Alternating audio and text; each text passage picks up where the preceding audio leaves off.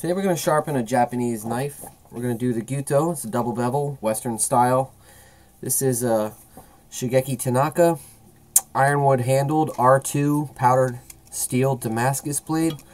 It's a stainless knife, extremely fine grain in the metal, and takes a pretty steep edge and holds it for quite a while. So most Japanese knives are asymmetrically ground, and I like to put a slight asymmetry on the edge as well. And we're going to do that here. I'll show you how. It's real easy. Let's start with my 1200 grit from Bester. Since the bevel's already cut in on this knife, all we need to do is take a little bit of metal away and expose a new fresh edge.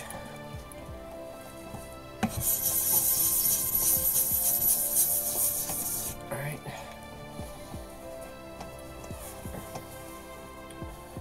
One trick people like to do when starting out, so you can see where you're sharpening from, is to take a magic marker.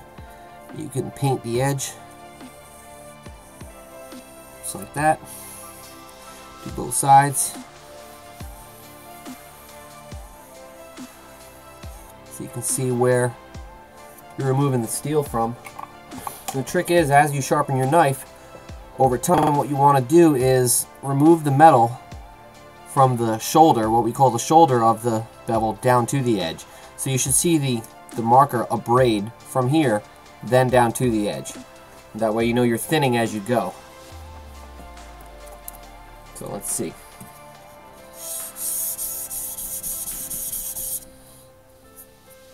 Pretty good.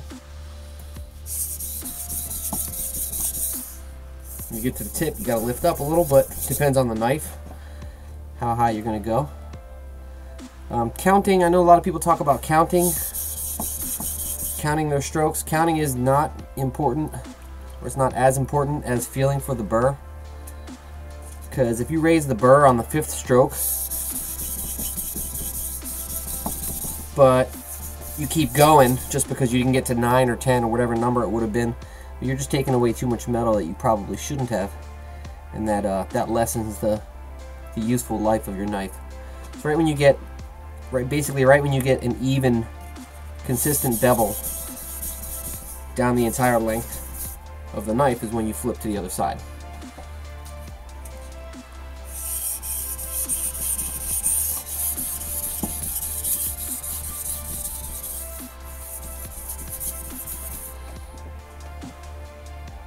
On the back side, my angle is a little bit higher, and I do a little bit less cutting of the steel, but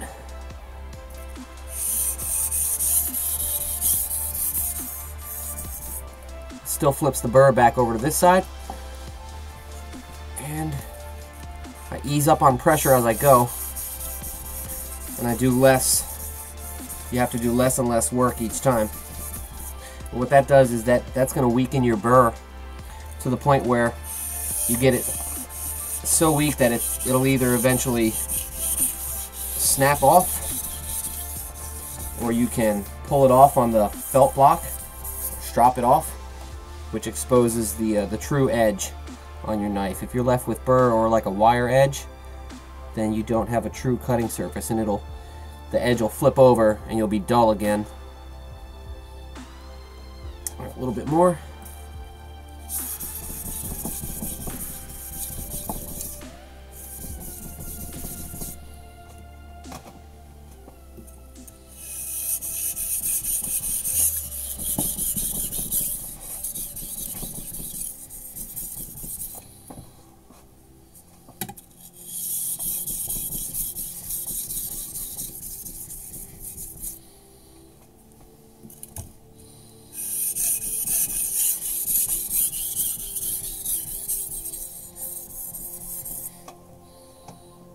Water.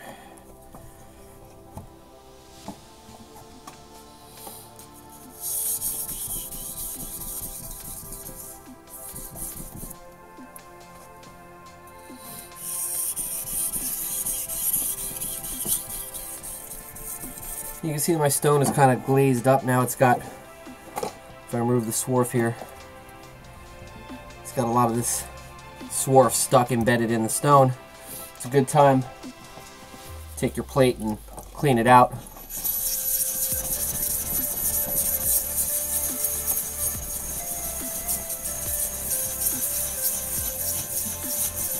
That way it'll cut your knife faster.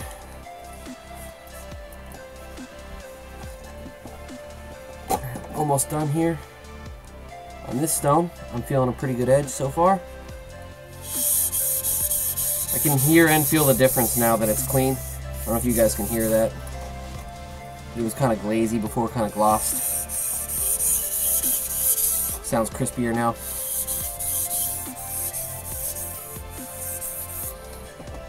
Alright, getting pretty good there. And then when I get to the end, I like to do a couple of edge trailing strokes before I move on with increasingly lighter pressure.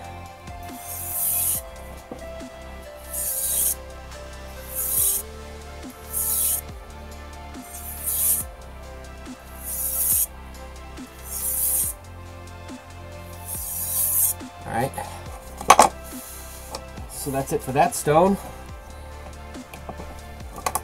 I'm going to use my felt block, make sure my knife is dry.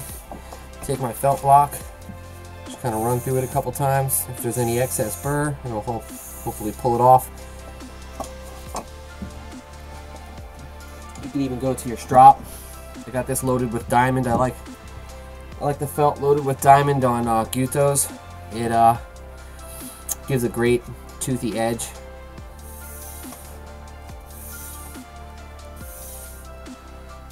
A couple pulls just to make sure there's no remaining burr.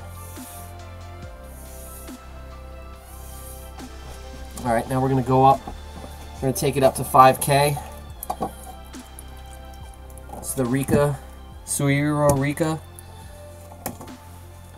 Let me try and say that again. Suihiro Rika 5K.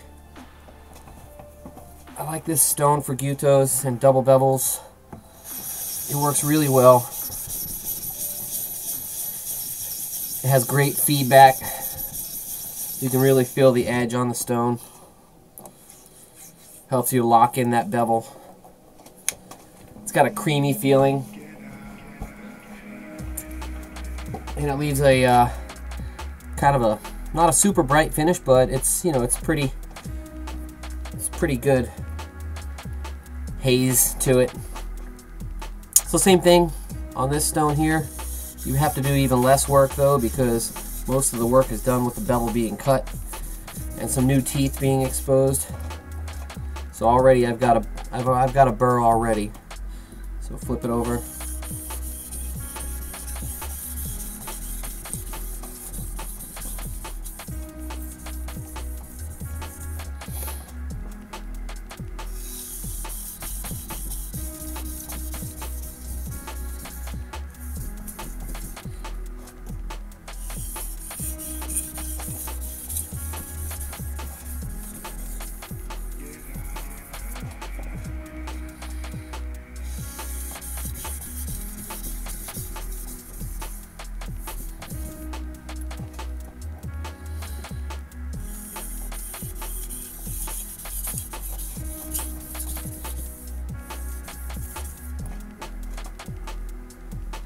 Feel that burr.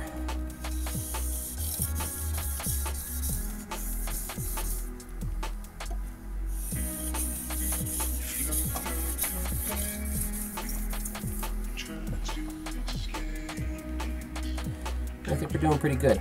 Just gonna finish with a couple of those trailing strokes.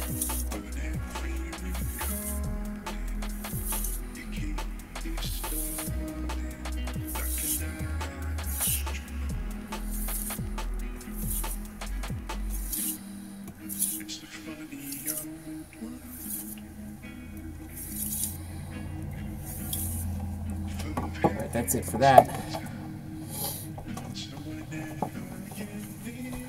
If you're working with carbon knives, it's important, I think, to keep your blade dry. I know that sounds weird working on water with the water stones, but if you have a long sharpening session and your blade remains wet a long time, you can develop some rust. So try and keep a towel nearby so you can wipe it down. Strap.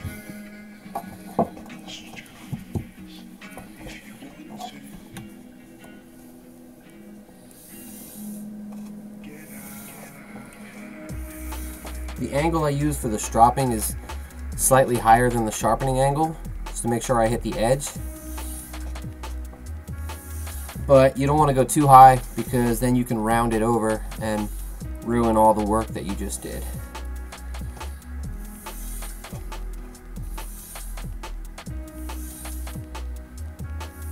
It's important to also make sure you're hitting all the way from the heel to the tip, and don't start here or wherever, and make sure you get the whole edge. And when you get to the end of the stroke, you have to lift up and come back.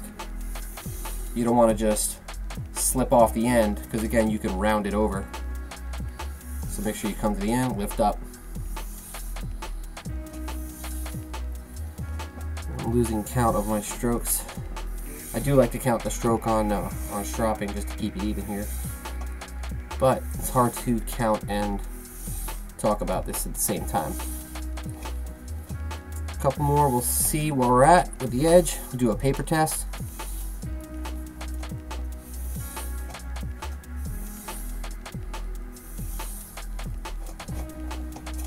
Alright, let's see what happens. We're going to try the push cut. No slicing, just straight down.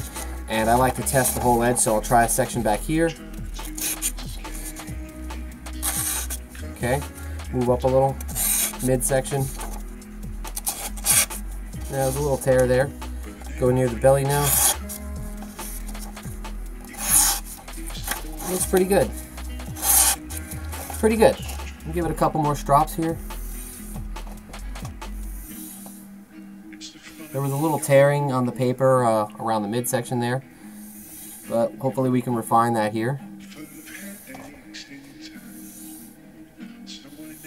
And we'll see where we're at now. Another test some people do is the arm hair. I don't have a lot of that left, but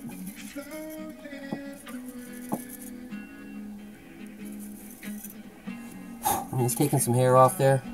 It's hard to show you guys on the camera since I barely have any left on that arm.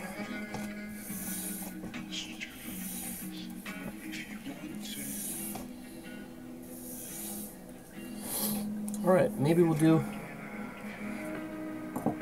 a tomato test. Got ourselves a tomato. Don't tell my wife. And we'll see what we can do. Yeah, that's pretty good.